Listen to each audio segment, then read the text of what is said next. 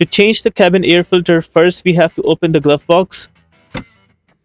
Now, using both arms, we have to push these stoppers from both sides here, and I will push them, and while pushing, I will press down the glove box so that it comes out completely. It doesn't come out completely, it just stays down. You can actually take it out from both ends, but we don't need to. We have enough space there. Now, this is inside of the glove box, and notice there's a cover. Let me just show you exactly where this is. I'm just zooming out for the moment.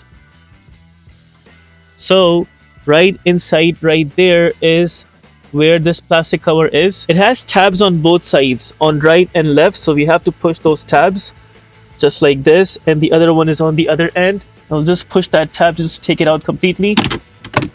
There we got the plastic cover taken out. Now you see airflow written on it, and it's pointing towards downside, so you have to put this exactly like this once you're putting back the new cabin air filter. There's our cabin air filter. What we do is we just pull it out.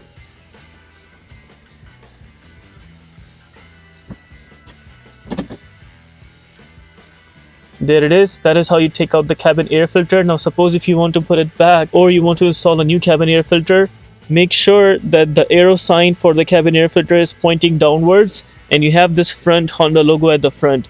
From the other side, you don't have that, so you cannot put it from there. It has to be from a side where you see Honda and then the arrow sign pointing towards downwards. So my cabin air filter is not that bad. I can actually just put it back. Now, in order to put back the cabin air filter, is the exact opposite of the takeout process. I'll just put it back where I took it out from. Make sure to push it all the way till the end so that there's no more room left. Once it's completely in, then I will go ahead and put back the cover.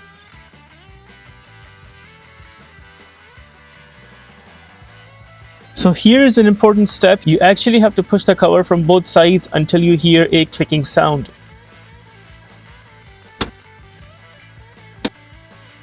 There you go. So this is firm and tight. The final part is just putting this glove box where it was. So you can just push it upwards, and there it's back to what it was before. Now I will just close this.